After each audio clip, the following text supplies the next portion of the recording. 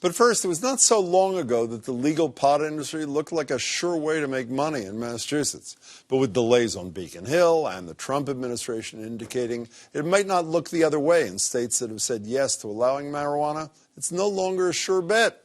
Adam Riley has more. If you live in Massachusetts and want to make the most of your newly legal marijuana, Chanel Lindsay of Ardent Cannabis has just the product for you. It's a precision heating device. It's a decarboxylator. After an hour and 45-minute heating and cooling cycle, Lindsay says the plant's THC is fully activated, at which point you can pretty much do anything with it. People can immediately eat it. They can crush it up and incorporate it into food. They can make a butter with it. Now that Massachusetts has voted to regulate pot like alcohol, you might think Lindsay's business would be booming.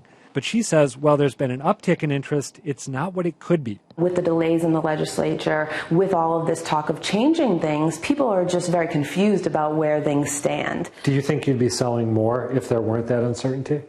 Yes. That lack of clarity was on full display this week on Beacon Hill, when a packed hearing revealed just how many questions there still are when it comes to legalized pot. Among them, how towns can opt out of hosting a dispensary, how marijuana should be taxed, and how to police marijuana-impaired driving.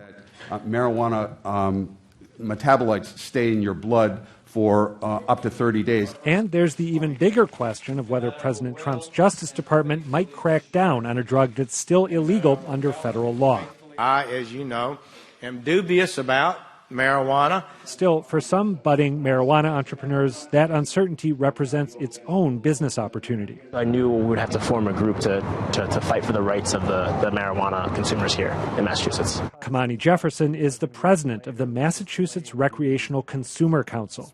He's setting himself up as a marijuana middleman, triangulating between growers, customers, and the legislators crafting pot policy. For Jefferson, the state's 6-month delay for recreational dispensaries means more time to lobby. We can make sure if they do any changes to the law, they're going to do the right thing and make sure the law is for the people. But Jefferson, who campaigned for Question 4's passage, says he's disappointed in the pace of implementation so far. So is Chanel Lindsay, who actually helped write Question 4, even though a proposed delay on legalized edibles could be a boon for her business. My company and people making edibles at home would be the only option. And despite that fact, I'm absolutely opposed to that because people should have access.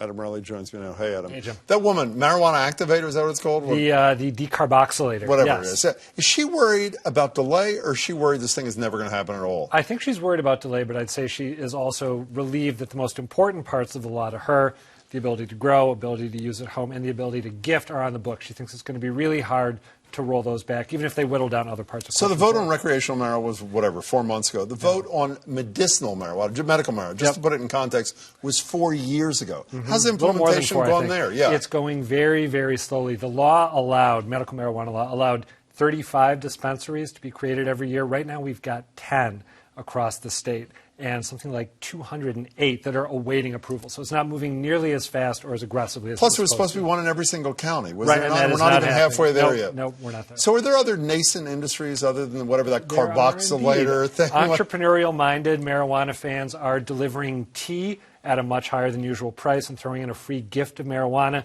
There was a head shop in Springfield that was letting people come in, charging a cover fee, then giving them a free marijuana-infused chocolate bar. And you probably heard there was a guy on Craigslist selling empty plastic bags with an accompanying gift of marijuana. Adam, thanks so much. Appreciate it.